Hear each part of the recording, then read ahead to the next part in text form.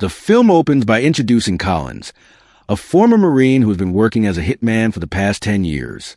During that time, Collins has taken on jobs from various major agencies, including the CIA, FBI, Mossad, and MI6. His ability to hunt down high-risk targets is beyond question. That day, Collins receives a mission from the CIA to assassinate a mafia boss named Omar. According to intelligence reports, Omar is scheduled to arrive in the capital of Morocco and stay at a hotel. Collins is ordered to take him out just before Omar enters the hotel. As soon as he sees his target leaving the airport, Collins immediately starts following him. However, at the same time, two detectives are secretly tailing him from behind. Because of the situation, Collins is forced to create a diversion and switch to his backup plan. He doesn't want his mission to eliminate Omar to be disrupted by anyone else.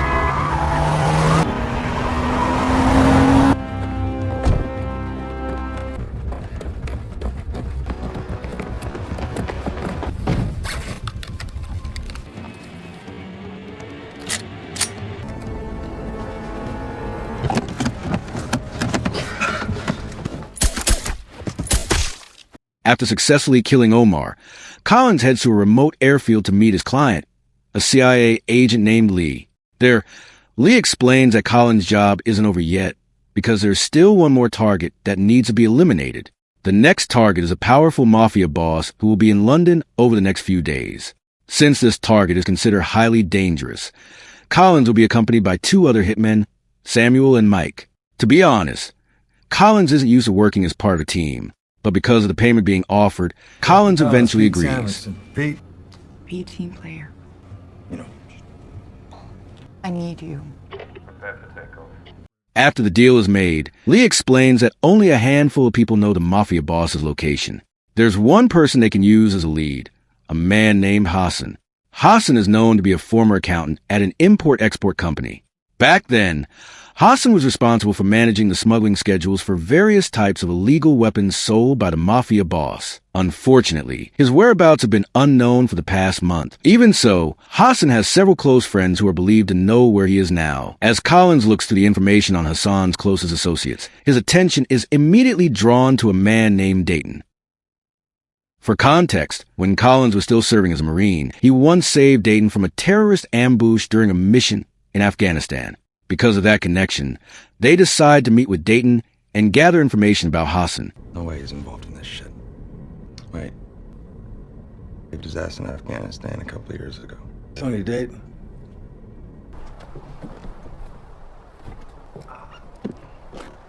Dayton, how you doing, man? It's Jack Collins. They arrive at Dayton's house and are immediately welcomed warmly.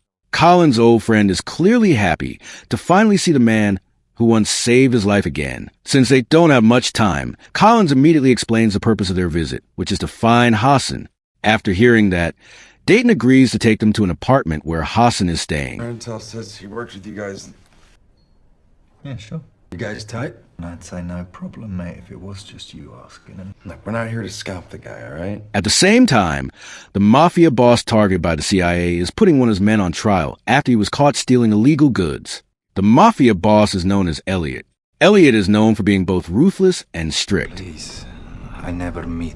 When your wife drowns. Meanwhile, Collins, along with Dayton, Samuel, and Mike, arrives at Hassan's apartment. Up to that point, everything seems to be going normally, until... What the fuck?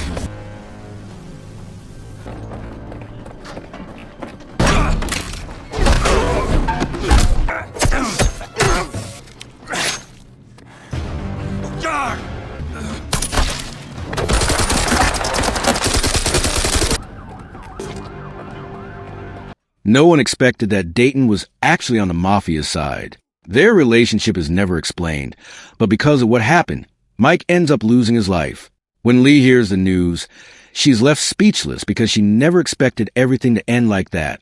While waiting to decide their next move, Lee tells Collins and Samuel to get some rest first. And he's a fucking liability. Fucking kidding me? Or you're done. Both of you. We're all upset about Brennan. That happens to Brennan, sure. At the same time, Dayton meets with Elliot and tells him that the CIA has sent 3 hitmen to take him out. According to Dayton, one of them has already been killed, while the other two managed to escape. After hearing the report, Elliot orders Dayton to hunt down the remaining two. As a reward, Elliot promises him a huge bonus if he successfully completes the job. Oh, I'll put Collins down. Don't you worry about that. Just don't get sentimental on me, Dayton. Meanwhile, Lee manages to obtain Dayton's personal records and discovers something quite surprising. Dayton is actually the owner of a private security company that provides protection services for VVIP clients. Since Dayton has already sided with the mafia, Lee is convinced that Elliot has been using his company's services while staying in London. A short time later, Lee suspects that Dayton's office must contain information about Elliot's whereabouts. That's why Lee tells Collins and Samuel to go there. However, Collins initially refuses the idea. In his opinion, sneaking into Dayton's office under the current circumstances is basically a suicide mission. They argue for a while, but in the end, Collins still goes because he believes that only the people paying for the job have the right to decide how the mission is carried out. Let's hopefully disable the alarm. Collins and Samuel arrive at Dayton's office and quietly sneak into the building. They try to find information about Elliot, but they can't find any clues. Since their search doesn't turn up any results, Collins and Samuel plant a bomb inside Dayton's office as revenge for Mike's death. At the same time, Dayton catches their actions through the building's CCTV cameras. He immediately orders his men to head to the location. Unfortunately, by the time they arrive, it's already too late. Just show up, handle it. Roger that. Blowing up Dayton's office still isn't enough to satisfy Collins. After that, Collins immediately sets up a trap. He tells Samuel to send Dayton a message, so he'll take the bait and have his hacker track their location. At the same time, Collins asks Lee to find an empty place that would be suitable for a battle. After checking several locations, Lee finally suggests using an abandoned building to lure Dayton and his men there. On top of that, Lee will also send 2 CIA agents to help them take on Dayton. Kill site. So keep your shit wired tight. The plan is for you to shut the fuck up. Before the battle begins, Lee suddenly remembers that Dayton can't be killed because they still have their main mission, which is to eliminate Elliot. Because of that, Lee plans to oversee the operation to make sure nothing goes wrong. When Dayton and his men arrive at the location, the communication signal suddenly gets cut off. As a result, Lee can no longer give instructions during the battle. Now, all she can do is leave everything to Collins and Samuel.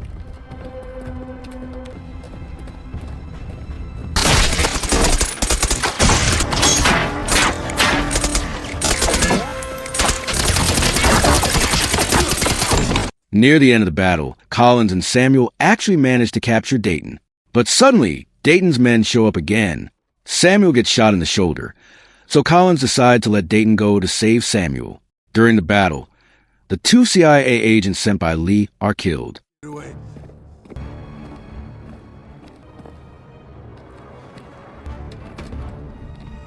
After escaping, Dayton immediately calls Lee and threatens to kill her. However, Lee doesn't show any fear. Instead, she threatens him back, saying that the CIA will never stop hunting Dayton if he refuses to cooperate. Why don't you enlighten me, sweetheart? Why don't we find out? This opportunity, is it mutually beneficial? But maybe there's an opportunity in your compromise. Not long afterward, Dayton and Lee finally meet to discuss that cooperation. During the meeting, Dayton explains that he's a businessman who values money more than loyalty. In other words, Dayton has no problem handing Elliot over to the CIA as long as he's paid twice as much. On top of that, Dayton demands that Lee hand over Collins and Samuel because they destroyed his office and killed several of his men. After hearing those demands, Lee immediately agrees to everything as long as Dayton is truly willing to hand Elliot over, even if it means betraying Collins and Samuel. The CIA sanctioned this? Then where are they? The following night, Lee tries to set Collins and Samuel up by telling them that Elliot is hiding on a ship. Without thinking twice, they immediately head there to find the mafia boss. But instead of finding Elliot, they're ambushed by Dayton's men from all directions.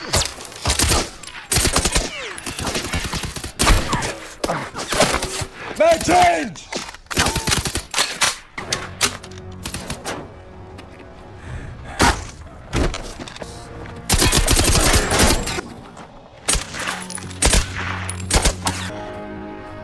Should have counted you round. Good. Now.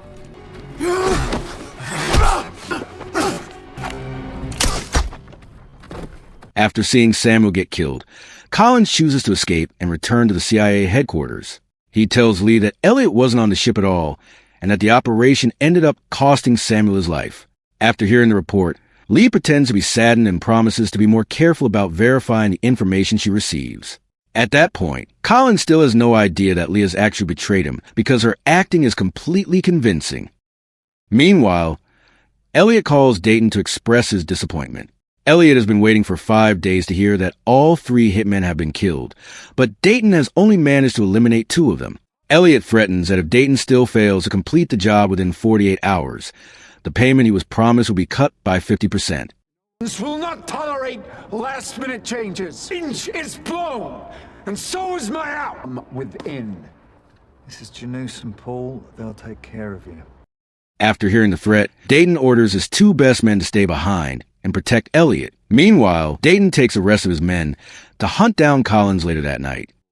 On the other hand, Lee tries to set Collins up once again.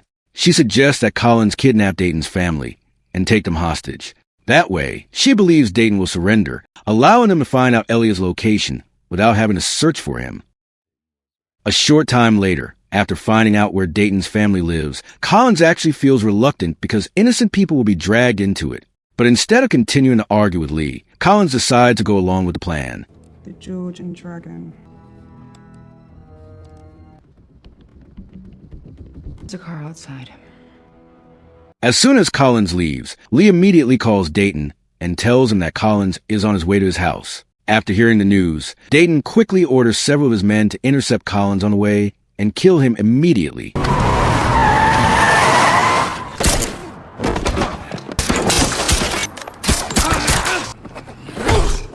Fortunately, Collins manages to survive. He even succeeds in taking one of Dayton's men hostage. Curious, Collins asks how they knew he was on his way to Dayton's house. With a gun pointed at him, Dayton's man immediately confesses that his boss has already been working with Lee. After hearing the confession, Collins is deeply disappointed because he never expected Lee to betray him. After that, Collins takes Dayton's man's phone and sends a message saying that Collins has been successfully killed. Collins' actual plan is still unknown, but by faking his own death, he can move around more freely without having to follow Lee's orders. When Dayton received the news that Collins is dead, he's thrilled. He immediately passes the information on to Lee. Now it's Lee's turn to keep her promise. Dayton then reveals Elliot's hiding place and invites Lee to meet him there. In his mind, Dayton is already imagining the payment that will be twice as much as what he was originally promised. When Dayton arrives at the warehouse, he finds 2 of his men already lying there dead. Elliot is no longer there either.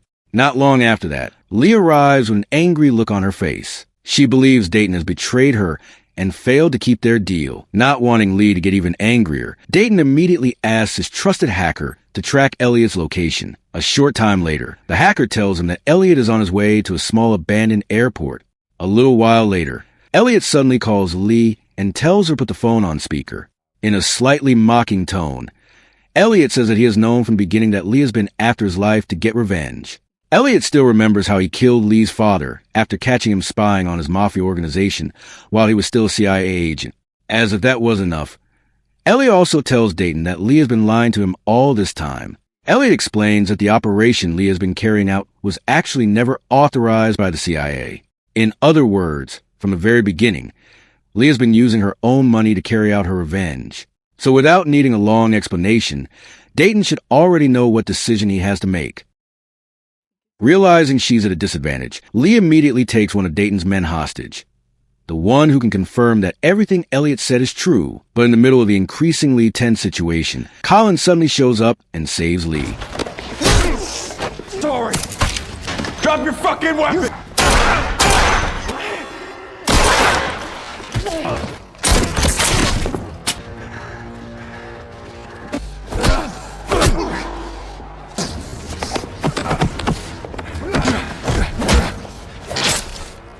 Dayton is eventually killed by Collins, while he can only stand there in silence, feeling ashamed because of the betrayal she committed. After that, the 2 of them immediately set out to chase Elliot before he can escape from London. When they arrive at the location, Collins tells Lee to stay behind and wait while he approaches Elliot and takes him out himself. Slowly, Collins makes his way toward the hangar area and plants a bomb in one corner of the building. Once he's done, Collins comes face to face with Elliot's men, just as a private jet arrives to pick up the mafia boss.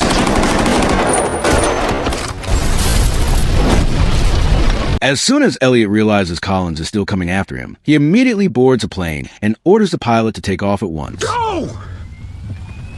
Fortunately, Collins arrives just in time, preventing the plane from taking off.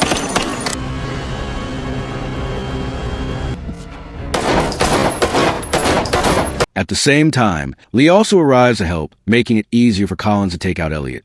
Eventually, Lee collapses to the ground after 5 bullets tear through her body. At the same time, Elliot is in just as bad a condition because Collins manages to fire 6 shots straight into his heart. Both of them die on the spot, leaving Collins as the only one still alive. To be honest, Collins feels a little sad about Lee's death because it means that everything he's done from the beginning won't earn him any payment. After that, still confused, Collins boards a private jet that Elliot had rented and tells the pilot to fly him to America. But at that moment, the smile that had disappeared from Collins' face slowly returns. Inside the private jet are several bags filled with Elliot's money, which he had been planning to escape with. And with that, the film comes to an end.